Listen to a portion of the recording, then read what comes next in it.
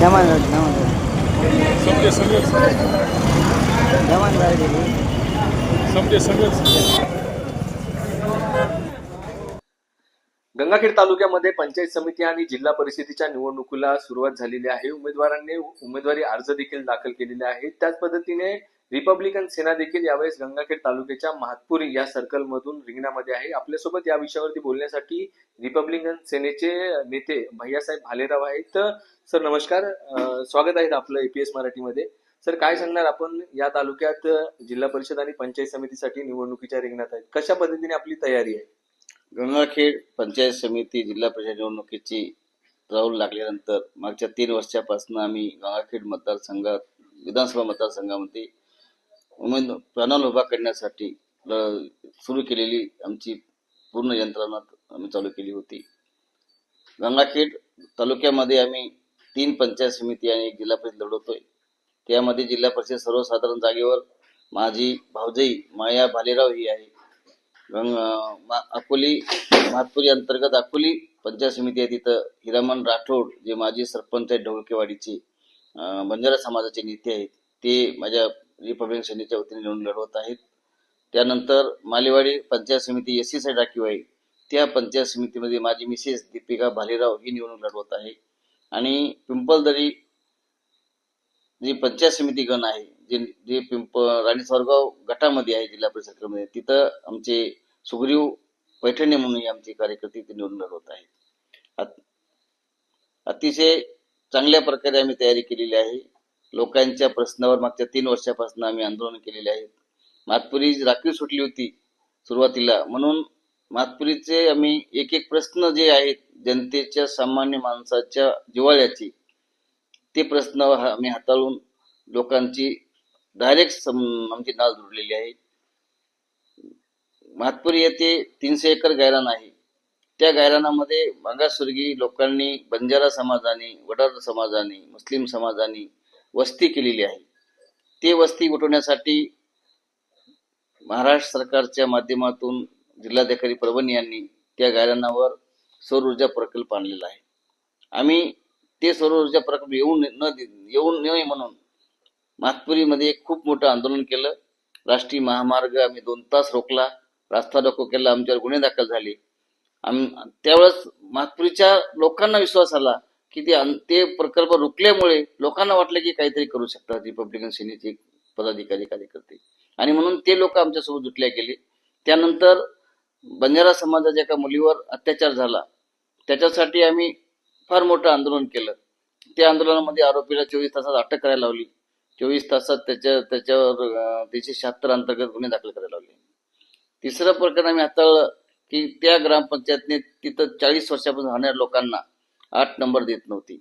आम्ही ते पण आंदोलन उचललं आणि तिथल्या 1200 लोकांना आम्ही, जे शासनाचाच नियम आहे, 2011च्या अगोदर ज्यांनी शासनीय भूखंडावर अतिक्रमण केलेलं आहे ते नियमित करून देणे, ह्या कायद्याचं दाखवून आम्ही डेप्युटी कलेक्टर, गंगाखेड तहसीलदार, गंगाखेडचे पंचायत समिती बीडीओ, प्रशासनाला आम्ही धारेवर धरलं आणि त्यांना त्या 1200 लोकांना 8 नंबर मिळवून द्यायचा प्रयत्न केला. आता कशा पद्धतीने आपला प्रचार सुरू आहे? आपण लोकांकडे कोणते कोणते मुद्दे घेऊन या निवडणुकीच्या रिंगणामध्ये आहेत आणि काय विश्वास वाटतोय आपल्याला? आता मागील 20 वर्षापासून जे काही निवडून आलेले जिल्हा परिषदेचे सदस्य आहेत, त्यांनी त्या गावाकडे निवडून आल्यानंतर कधी केले नाही.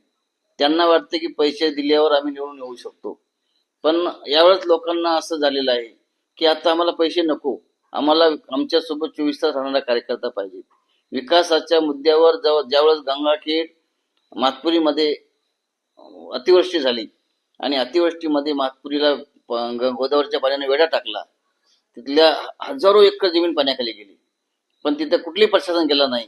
आणि परभणी जिल्ह्यामध्ये 52 महसूल विभाग आहेत, त्यातले 50 महसूल विभागामध्ये अतिवृष्टी घोषित केली आणि महातपुरी आणि दैठण्यामध्ये अतिवृष्टी केली नाही. तर भैया भालेरावना रिपब्लिकन सेनेच्या माध्यमातून परभणीच्या जिल्हाधिकाऱ्याला घेराव घातला आणि महातपुरी आम्ही ही अतिवृष्टी घ्यायला भाग पाडलं.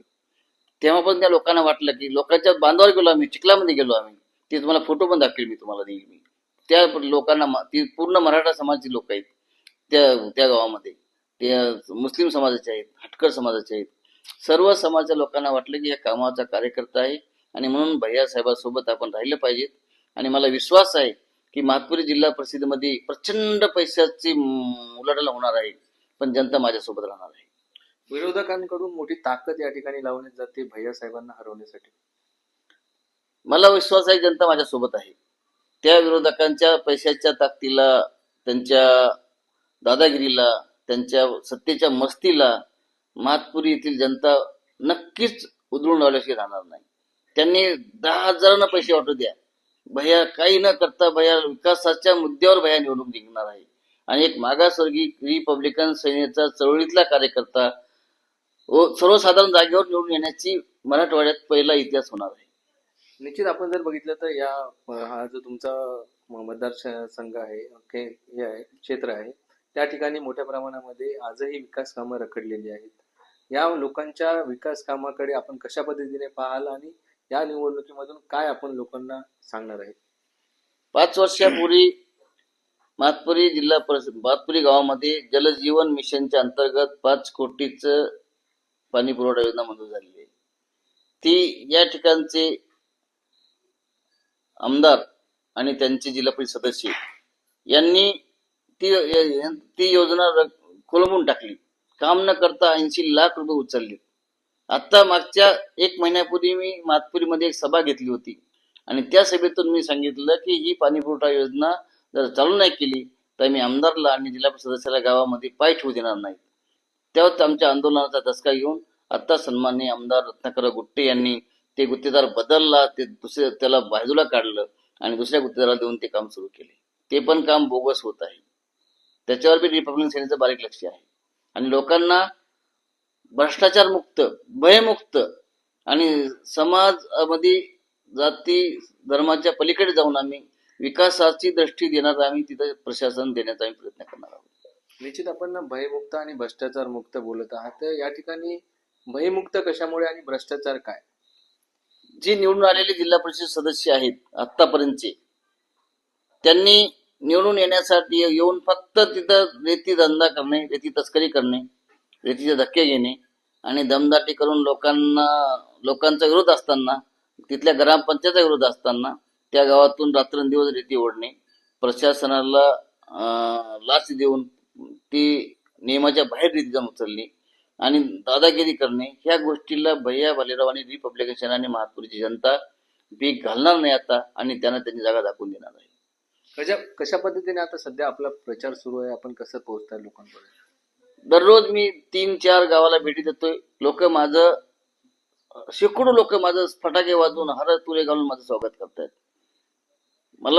मी त्यांना एक नेता वाटत नाही, मी त्यांच्या कुटुंबातले सदस्य वाटतो आणि म्हणून माझं स्वागत करून मला मत देण्याची ग्वाही देतात लोक. आणि मला विश्वास आहे की लोकांचा उत्साह बघून, लोकांच्या ज्या भावना आहेत त्या भावना बघून मला वाटतं की मी प्रचंड मतानं या धनधान्याच्या विरोधामध्ये एक धनशक्तीच्या विरोधात जनशक्ती निवडून येणार आहे. निश्चितच आपण जर बघितलं असेल तर या ठिकाणी निवडणुकीच्या रिंगणामध्ये असलेली रिपब्लिकन सेना ही पूर्ण ताकदीनिशी या ठिकाणी मैदानात आहे आणि ही निवडणूक निश्चित आम्ही जिंकणार असल्याचा विश्वास देखील यावेळेस रिपब्लिकन सेनेच्या नेते भैयासाहेब भालेराव यांनी व्यक्त केलेला आहे. संदीप गायकवाड, APS मराठी, गंगाखेड.